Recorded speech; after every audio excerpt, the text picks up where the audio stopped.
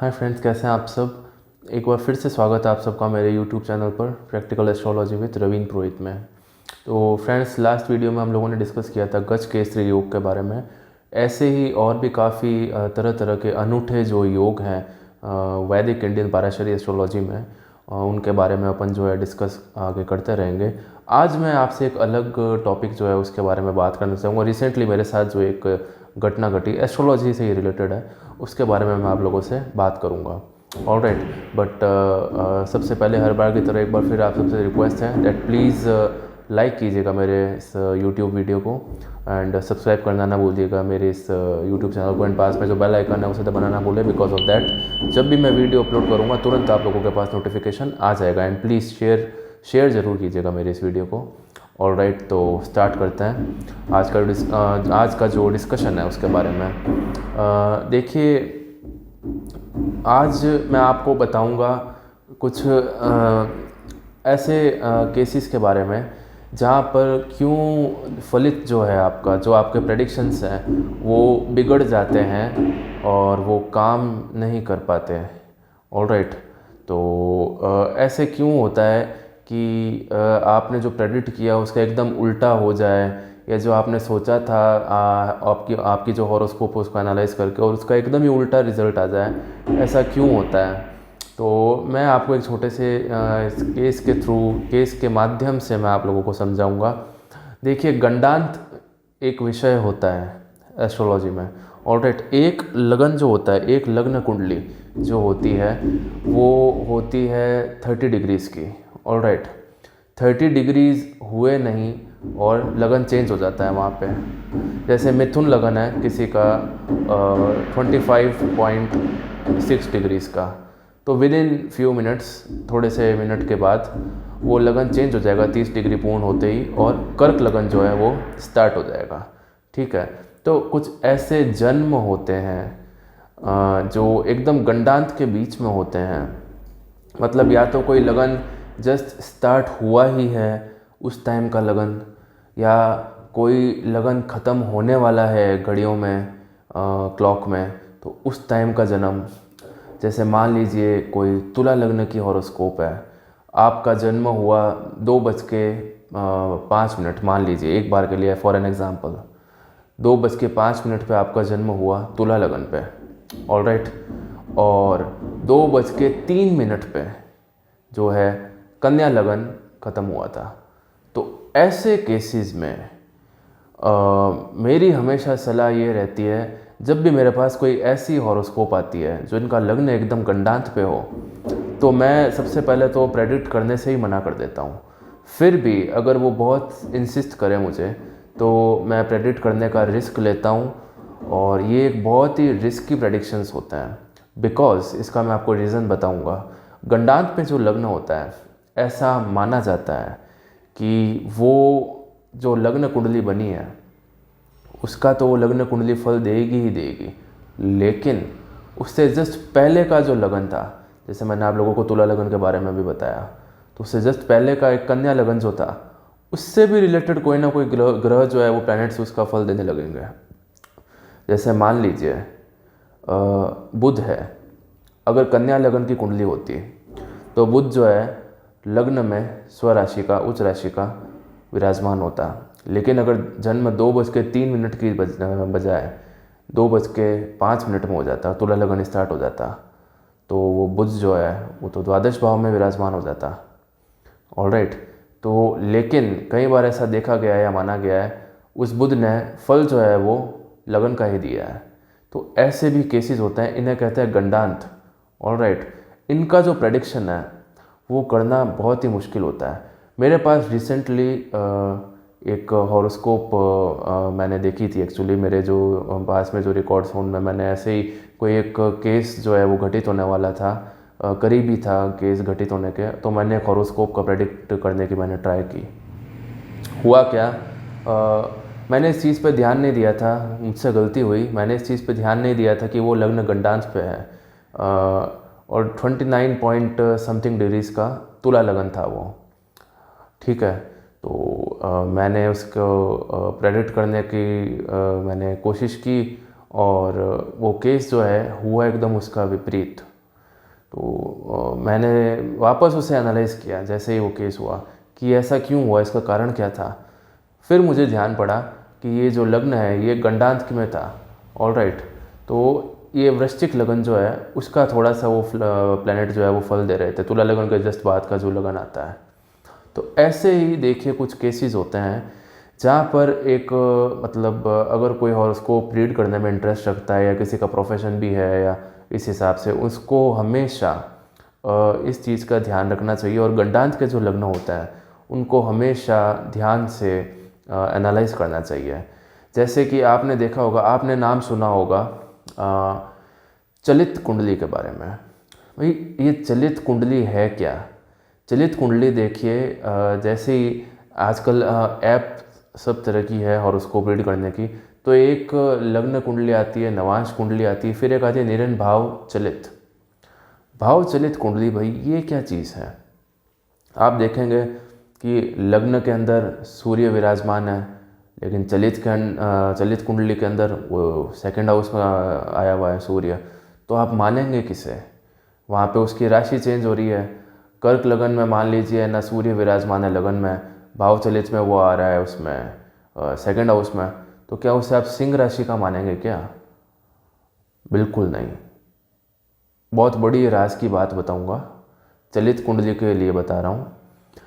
पहली बात तो एक बहुत ही बड़े हमारे राजस्थान के एस्ट्रोलॉजर थे रघुनंदन प्रसाद गौड़। 12 जिला है कोटा के पास राजस्थान में, वहाँ के वो थे।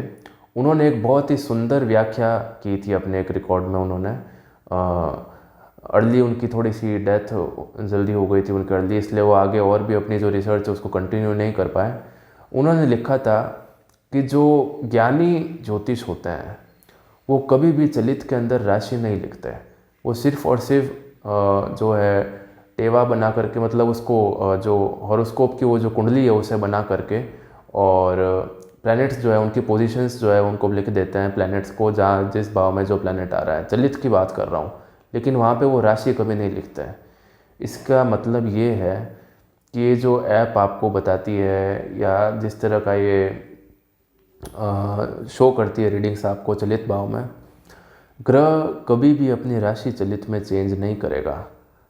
हमेशा एक चीज़ ध्यान रखिएगा, अगर कोई मीन राशि का शनि है और वो चलित में आ रहा है अगले नेक्स्ट हाउस में, तो वो मेष राशि का चलित उसको तुम नीच का मान लोगे क्या? नीच राशि का? ऐसा नहीं होता है, ये गलत है। मैं ऐसा समझता हूँ कि ऐसे there will be various astrologers who will oppose this statement. कुछ लोग हैं जो इस बात को नहीं मानेंगे, बट ये मेरी जो निजी जो मेरी एक्सपीरियंस है, मेरे जो राय है वो मैं दे रहा हूँ। आप चलित में कभी भी राशि को चेंज मत कीजिए। हाँ, इसे आप इस चीज़ से समझिए कि अगर मीन राशि का शनि चलित कुंडली में अगले भाव में आ रहा है, जैसे मान लीजिए 10वें भाव में मीन राशि का शनि विराजमान है और वो चलित कुंडली में 11वें भाव में आ रहा है, तो आप इसे इस तरह से मानिए कि आपकी हॉरोस्कोप में मीन राशि का शनि 11वें भाव का फल देगा और 10वें भाव का भी, दोनों का फल देगा, 10वें का भी एंड 11वें का भी, बिकॉज चलित में वो 11वें में आ रहा है, लेकिन राशि चेंज नहीं होगी, नीच का नहीं होगा वो शनि, वो मीन राशि का ही रहेगा। चलित में कभी भी राशि चेंज नहीं होती है प्लैनेट की, नेवर। भाव चेंज होता है। आप ये मानिए कि XYZ राशि का प्लैनेट इस भाव में विराजमान है और अब ये इस भाव का भी फल देगा और लग्न कुंडली में जिस भाव में उस भाव का भी फल देगा। थोड़ा सा टिपिकल आपको समझने में लग रहा होगा, बट आपको अगर आप खुद इसे अप्लाई करेंगे तो आपको ज़रूर समझ आएगा। अब आगे फिर और डिस्कस करेंगे नज़रों के बारे में, दृष्टियों के बारे में। अब मान लीजिए इसी शनि का एक एग्जाम्पल लेंगे, मेष राशि का जो शनि है, तो वो अगर मान लीजिए मीन राशि का जो शनि है 10th हाउस में विराजमान है, लेकिन चलित में वो आ रहा है 11th हाउस में, तो क्या उसकी दृष्टि 11th हाउस से वो लगन को देखेगा या वो 10th हाउस से 12th हाउस को देखेगा? तीसरी दृष्टि होती है शनि की, जिस भाव में भी वो विराजमान होता है वहाँ से तीसरे भाव को हमेशा इफेक्ट करता है। ठीक है, तो इसका भी सवाल है, बिल्कुल नहीं। जिस भाव में वो लग्न कुंडली में विराजमान है वहीं से उसकी दृष्टि मानी जाएगी, वो 12th हाउस को ही देखेगा। भले ही वो चलित कुंडली में 11th हाउस में आ रहा है, और वो ऐसा नहीं है कि वो लगन को देख लेगा। अगर चलित में वो 11th हाउस में आ रहा है तो ना राशि चेंज होगी ना दृष्टि चेंज होगी, सिर्फ भाव फल जो है उसमें ज़रूर कुछ ना कुछ वेरिएशन फ्लक्चुएशन आएगा ही आएगा, ये बात 100% है। तो गंडांत के देखिए जो लगन होते हैं जिनकी वजह से चलित में प्लैनेट ऊपर नीचे या इधर उधर खिसक जाते हैं, एक भाव आगे या एक भाव पीछे, ठीक है, तो चलित में लगन ही चेंज हो रहा है।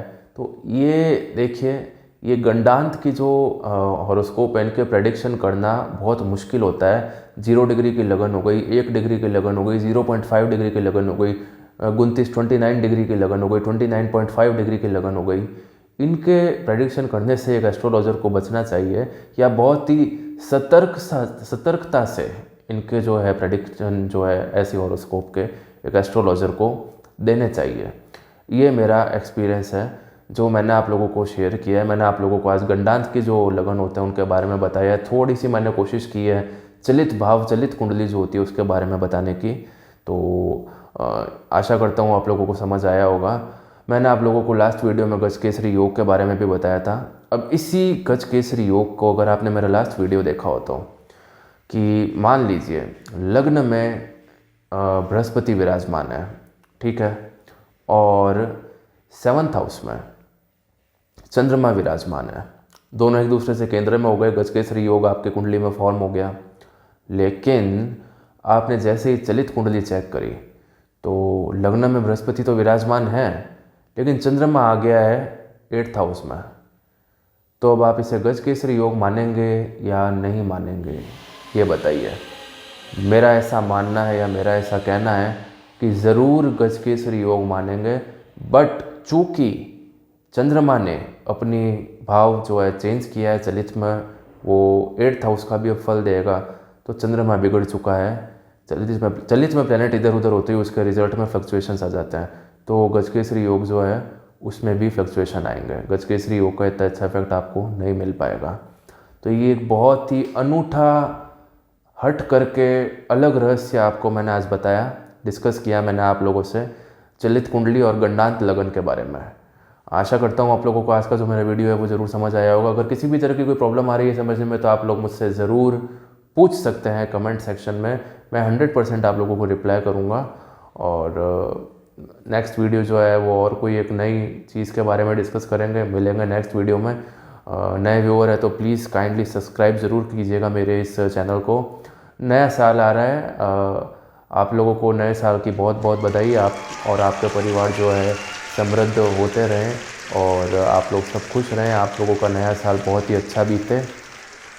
नए साल के जो प्रेडिक्शंस हैं मेरे जो गुरुजी हैं उनसे डिस्कस करके और आप लोगों के समक्ष उन्हें प्रस्तुत करने की कोशिश करूँगा। तो मिलते हैं नेक्स्ट वीडियो में। Alright, thank you so much.